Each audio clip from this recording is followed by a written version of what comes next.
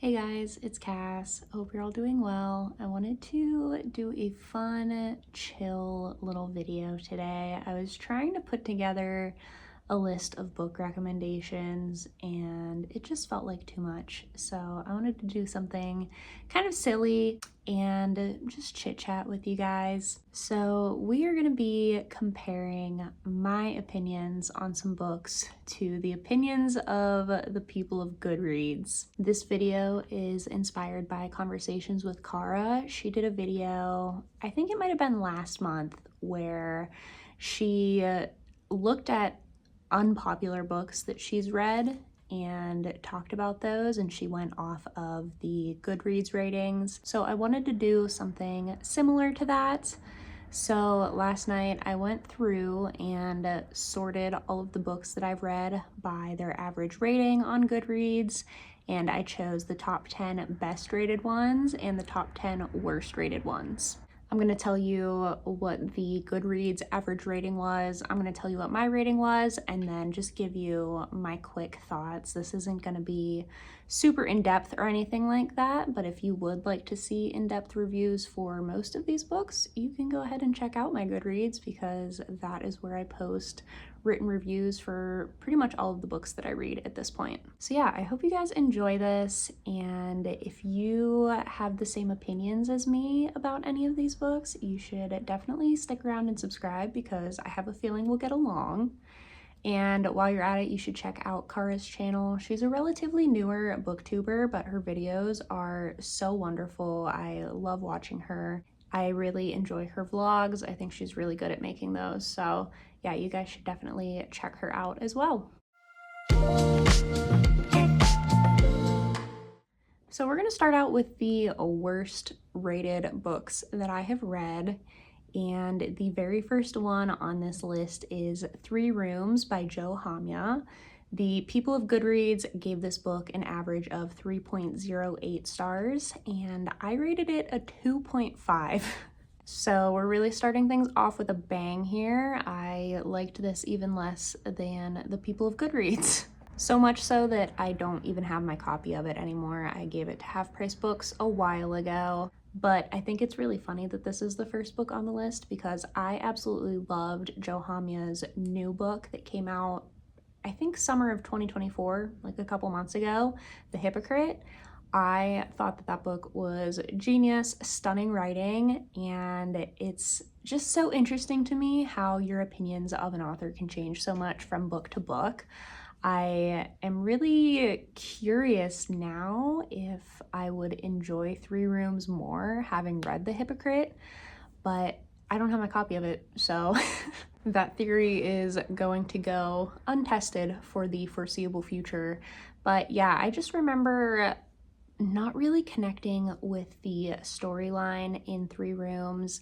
I know a lot of the book is kind of riffing on the idea of A Room of One's Own by Virginia Woolf, and I really appreciated those ideas, but I just didn't really connect to the actual storyline. The second book on this list, this is literally an attack on my life and my taste in books, you guys.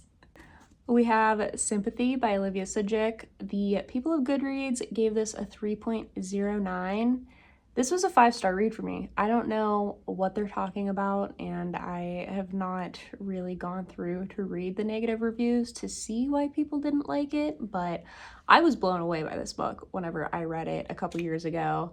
I just got so lost in it, and yeah, I don't know. I think that she is going to be a favorite author of mine. I really loved her nonfiction Exposure, which talks about the publication of this book, and I am reading her other novel, Asylum Road, in March. So I love me some Olivia. This book is really about the internet and social media and obsession and kind of parasocial relationships. And I thought that it was really gripping and brilliantly done. So I don't know what the people of Goodreads are on about with this one. Next up on our worst books list is The Cheffe by Marie Ndiaye. I don't have a copy of this because it was a library book, but I did enjoy this one, so I do think that the people of Goodreads are wrong here as well. They gave it an average of 3.1 stars. I rated it 4. Marie Ndiaye is another author who I think the more that I read from her, the more she's going to become a favorite writer for me. I did not like the cheffe as much as I liked My Heart Hemmed In. That one was like a 5-star absolute favorite for me.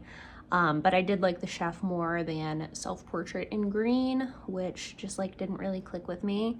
And I think those are the only 3 books of hers that I've read so far, but the cheffe is about the life of a very talented female chef who like opens her own restaurant, and it's told through the eyes of this unreliable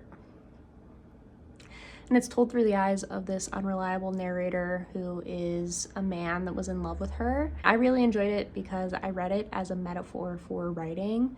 I thought that a lot of the ways that she talks about cooking in this book can also be applied to like the writing process, and felt really similar to how I've seen people talk about writing books. So I kind of really like to make those connections, and I thought this was a fun one. Next up is another one that I also do not have a copy of because I got rid of it, and that is Don't Say We Didn't Warn You by Ariel Delgado Dixon. The people of Goodreads rated this a 3.14. I rated it 3. I really don't remember too much about this book, and I read it before I started really writing reviews, so the only thing that I can recall about this is that it was one of the first book club picks for Sunny's book truck, and for that reason I was sold on it. But yeah, looking back on it, I just really don't remember much. I think that it was kind of dystopian. There was like something weird going on. There were sisters in it. It centered around a pair of sisters, and that's literally all that I could tell you about it. Next up, yet another book that I don't have a copy of anymore, and that is I Love You But I've Chosen Darkness by Claire Vaye Watkins. The people of Goodreads also rated this 3.14, and I rated it a 3. This is another one that I read quite some time ago, and I don't have a written review of it. What I can remember about this is that it had an epistolary element. I think that we were looking at like letters that the main character's mom had written whenever she was younger, and we also get a lot of flashbacks to the main character's mom's life, and those elements really stood out to me because I thought that it was kind of different from the typical like DWM, depressed woman moving storyline that this book has otherwise. But yeah, I don't know, this one has a stunning cover, so there's that, but really just did not stick in my brain at all. Next, we have a poetry-ish book. I believe that it is technically considered a novel written in verse, and that is Dreaming of You by Melissa Lozada-Oliva. I did not actually give this book a rating, but the people of Goodreads rated it 3.16 stars. The review that I have on Goodreads for this says, I did not know what was happening the entire time that I read this, and that checks out. I know that this had something to do with the singer Selena. There were a lot of references to her, and it was about the narrator's like relationship to her, but something just did not click for me. I could not figure out what was going on at all. I think I had seen a poem from this writer like online somewhere quoted, and I really liked it, so I decided to pick that book up. But yeah, it just did not connect with me. I feel like there could be something there for the right reader, but I don't think that I was the right reader for it. Next up, we have Nobody Somebody Anybody by Kelly McClorey. This was rated 3.16 on Goodreads, and it was actually a 5-star read for me. I remember this being really funny and really touching whenever I read it a couple years ago. But looking back on it, I can kind of understand why a lot of people might not have gotten along with it, because it is kind of a kooky, like, silly story. I don't know if I would rate it 5 stars if I read it again, but I did have a really enjoyable time with it. It's kind of like a DWM, depressed woman moving vibe, but there's a lot more humor to it, a lot more like weird situations. I feel like if you enjoyed All Fours by Miranda July, you actually might enjoy this too. It's not as like weirdly sexual as that book is, but I feel like the main characters are maybe a little bit similar. It's this woman kind of going through a tough time. I think that she's studying to become an EMT, and yeah, I don't know, she gets involved in a weird relationship, and I thought that it was really funny, but yeah, I don't know if it would hold up to my 5-star rating now. After that, we have Checkout 19 by Claire Louise Bennett. The people of Goodreads rated this a 3.17. I rated this a 3.5. I have read this book twice. Did I? Was this part of my reread diaries series or not? Okay, no, so I did not do a reread diaries vlog for this book, but I think that rereading this is the reason why I made that series of videos, if I'm remembering correctly. I've read this book twice. Both times I rated it 3.5. My rating did not change at all, but I did have like a newfound appreciation for the book whenever I read it the second time. My main issue with this is that the narrator, she's talking a lot about her history with reading and writing and her relationship to books, which love that, but she kind of slips into these really dreamlike, weird fantasies every so often, and I don't like a fever dreamy kind of vibe in a book, so I just felt a little bit thrown off by that element both of the times that I read it, and I just couldn't get into it as much as I wanted to. I think that if she had stuck to the really just like rooted in real life experiences with books, I think that I would have absolutely loved this.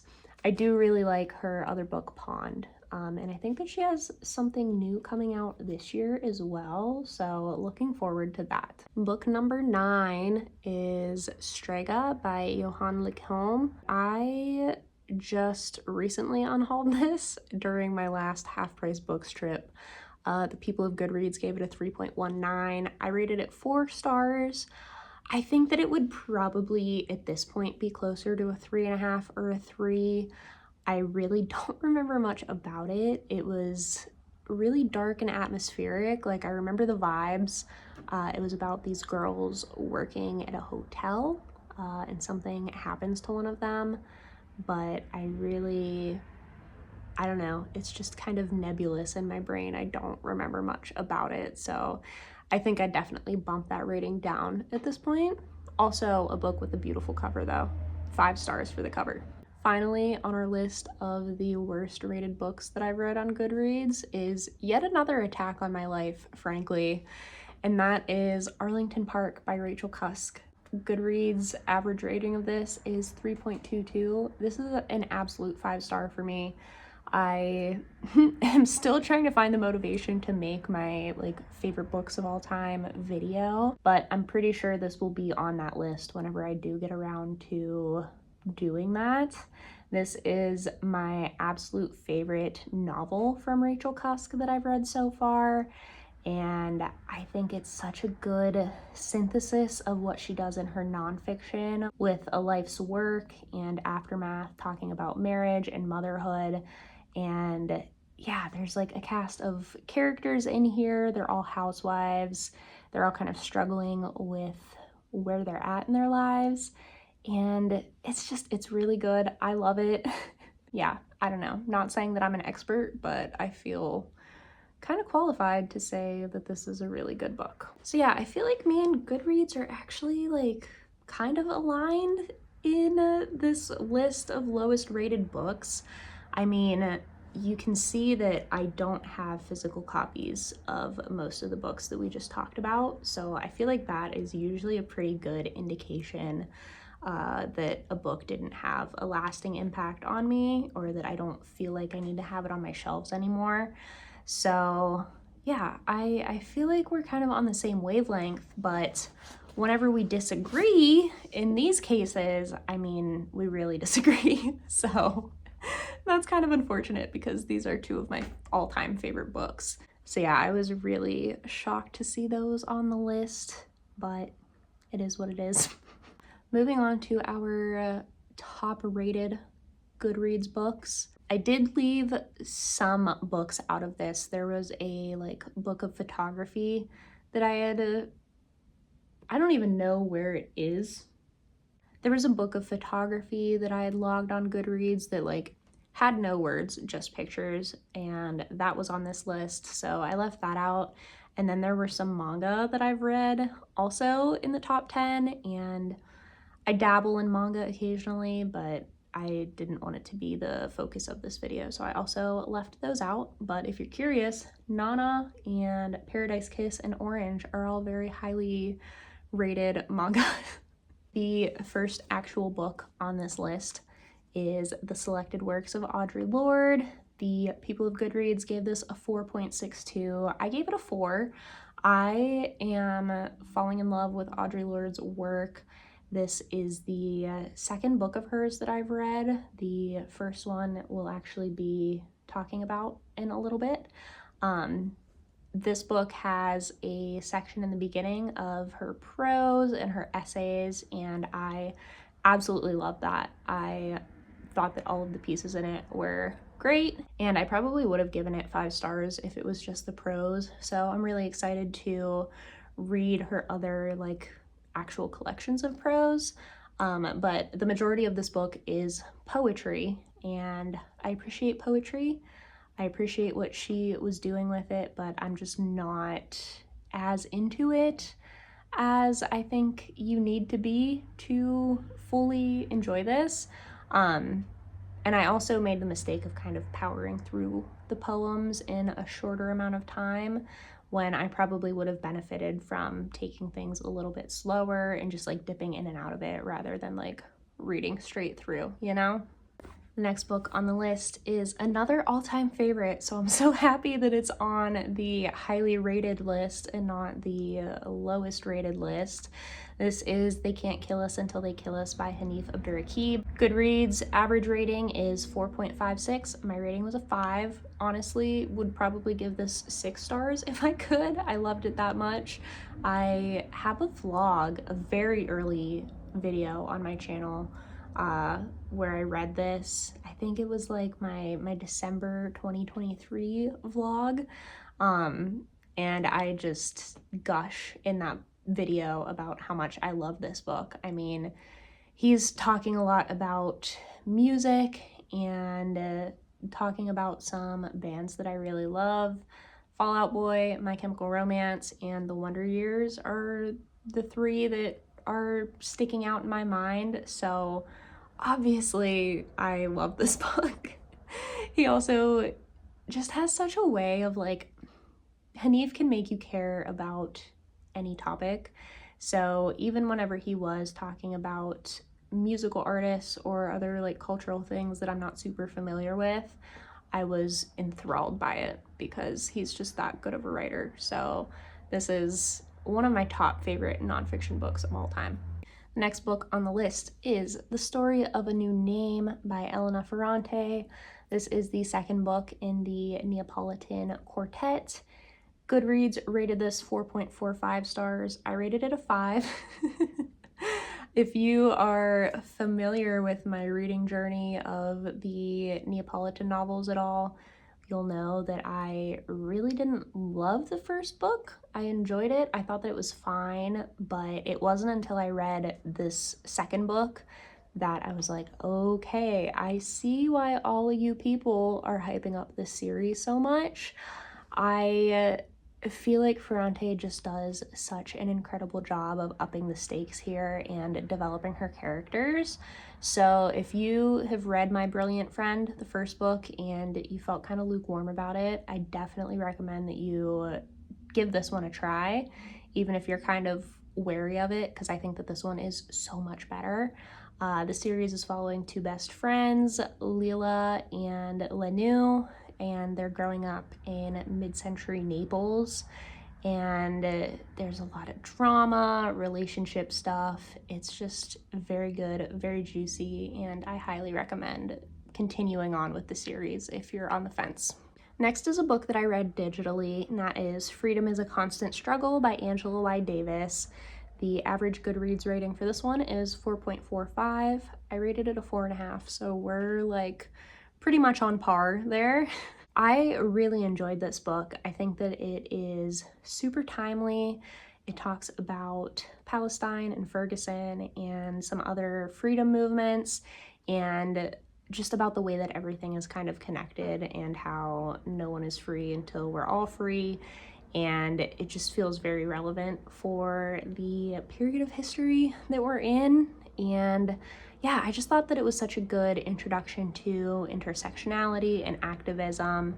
The one thing that kept me from giving this 5 stars is that I think like the second half of the book is made up of speeches that Angela Davis gave, and those just didn't click for me as well in written form as they would have had I like listened to the speeches. So yeah, I think the format for me was just kind of off with that last section of the book. Next up, we have a book that I was kind of on the fence about including in this list because I feel like it's kind of a niche thing that is interesting to me specifically. I don't know how much widespread appeal this is going to have for you guys, but that is Where Are Your Boys Tonight? The Oral History of Emo's Mainstream Explosion, 1999 to 2008. Goodreads gave this a 4.41. I rated it a 5 because this book is basically just talking about my music taste. This is my niche as far as what I enjoy listening to. So obviously I love this. I mean, they're talking about, I mean, I can't even talk about it. There are interviews in here with band members of bands that I love, as well as people that were just kind of adjacent to the scene, you know, and involved in different ways besides just playing the music. And it was so good. It's so wonderful to see my favorite kind of music get this like detailed appreciation. The one thing that like did kind of throw me off a little bit with this was that it is an oral history, so it's like a bunch of snippets from interviews basically that are kind of put together to recreate the history of the scene. So that took a second for me to get into, but once I kind of found my footing with it, I really loved it. All right, our next book is a little bit more, you know, literary fiction, a little bit more typical for the channel, and that is Dependency by Tove Ditlevsen. Goodreads rated this a 4.4. I rated it a 5. This is part of the Copenhagen trilogy, which is made up of childhood, youth, and dependency. It's a memoir talking about Tove Ditlevsen's life. Childhood obviously talks about her childhood. Youth talks about her kind of coming of age, and in dependency she is married and going through a really harrowing abuse and addiction situation. You can purchase the trilogy as separate little books, which is what I did, but they are also published in one volume. This was definitely the most impressive part of the 3 to me. Definitely a lot of really heavy topics in here though, so just beware of that. But yeah, I absolutely love this. I would really like to reread the trilogy maybe this year. I don't know, I haven't done any rereads yet in 2025, but these are strong contenders. Next up, we have my favorite Audre Lorde that I've read so far, and that is Zombie, A New Spelling of My Name. The people of Goodreads rated this 4.4. I rated this a 5. This was my first Audre Lorde that I ever read, and I was so blown away by it. It is a memoir, technically. She refers to it as a biomythography, which I believe is like a combination of biography, myth, and something else. I can't remember off the top of my head. But if you are into like personal writing, memoirs, things like that, you have to read this. It is like the crown jewel of memoirs to me. The writing in here is delicious, and just the experiences that she had in her life were so moving to read about, and I just feel like I don't see enough people talking about this book specifically, so I'm very happy to sing the praises of it. Our next book is Alien Daughters Walk Into the Sun by Jackie Wong. The people of Goodreads gave this a 4.36. I gave it a 3.5, so this is actually the book with the biggest difference in this best rated list. This book is a collection of Jackie's blog posts, interviews, zines, essays, poetry, all kinds of different stuff that she's written from throughout her life. It goes in chronological order, and I think that it does a really great job of showing you the ways that the author changed and the ways that she stayed the same throughout, I think, the 10 years that these pieces were collected. A lot of it really reminded me of my days on Tumblr and my days reading Rookie Mag, but this felt a little bit edgier than that. So I enjoyed the vibes. I really enjoyed the setup and that overarching idea of chronicling her journey as a writer, but the content just sometimes fell a little bit flat for me, I think. So yeah, this one was kind of an iffy one for me. Okay, we have two more. The next one is Dreamwork by Mary Oliver. People of Goodreads gave this a 4.35. I rated it a 4. This was my first Mary Oliver. I just read it back in October. And like I mentioned earlier in the video, I'm not a huge poetry person. I am trying to read more of it, and I thought that this was a really good starting place for a beginner newbie to poetry. There's a lot of nature writing and some really beautiful ideas and sentiments in here. I feel like I don't really have anything super interesting to say about it besides it was an enjoyable experience. And number 10 on the best rated Goodreads books is The Hunger Games by Suzanne Collins. The average rating on Goodreads is 4.34. I rated it a 4. I read the Hunger Games trilogy in kind of a whirlwind at the end of 2023. I read all 3 books over the course of a month, and Catching Fire was my favorite. This one was good. I think that I liked it more than Mockingjay for sure. So yeah. This is very much outside of my usual taste in books, but my friends really got into The Hunger Games whenever the Ballad of Songbirds and Snakes movie came out, and so I decided to read all of them. I do have the Ballad of Songbirds and Snakes on my shelf unread. I would like to get to it eventually, and then I think a new book is coming out this year, if I remember correctly. So yeah, I don't know. Kind of a weird note to end this video on, but it is what it is. The people love Hunger Games. So moral of the story is that I am just like other girls. I feel like my opinions and the opinions of the Goodreads general public pretty much align for the most part. I mean, they did me dirty with Sympathy in Arlington Park, but other than that, I mean, I feel like there weren't any huge discrepancies, so I don't know if that's more or less interesting than if I had wildly different opinions from the general public. I do love to read people's reviews on Goodreads, but I definitely try not to let it completely influence, whether or not I pick up a book or influence how I feel about a book. But I'm someone that I have to do a little bit of research about what I'm reading. I can't go into books blind. So the Goodreads reviews are usually a good way for me to get an idea of whether or not I will enjoy something. That being said, they're owned by Amazon, which sucks, so check out the story graph if you're not on there already. I am on there. The link to my story graph is in the description of this video. I just feel like there's not as much of a social aspect on there, and I feel like there aren't as many ratings and reviews on there, so I wanted to use Goodreads for this video. Anyways, that's all I got for you today.